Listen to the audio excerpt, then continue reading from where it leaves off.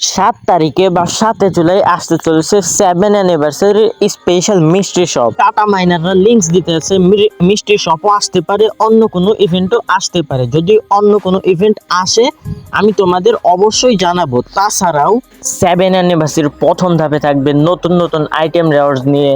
তাছাড়াও 7 তারিখের পর থেকে শুরু হবে 7 অ্যানিভার্সারি ইভেন্টের দ্বিতীয় ধাপ, যেখানে তোমরা দেখতে পারবে শুধু ওল্ড এবং রিটার্নের সকল কিছু, যেখানে থাকবে তোমাদের 2020 সালের মিষ্টি শপে দেওয়া স্কোয়াড বিটসের সেই অস্থি লেভেলের 2টি বান্ডেল।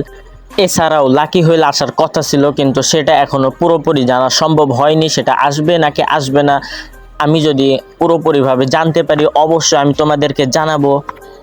আর লাকি হুইল যদি আসেও তাহলেও 12 থেকে 14 তারিখের ভেতরে আসবে। এর থেকে বেশি আমি আর কোনো আপডেট বলতে পারতেছি না লাকি হুইলের ব্যাপারে।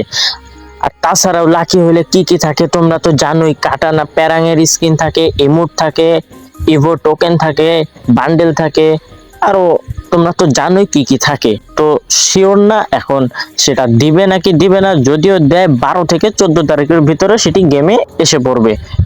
মিস্ট্রি শপ নাকি লাকি হুইল, কোনটা জিতে কমেন্ট বক্সে অবশ্যই দেখবো।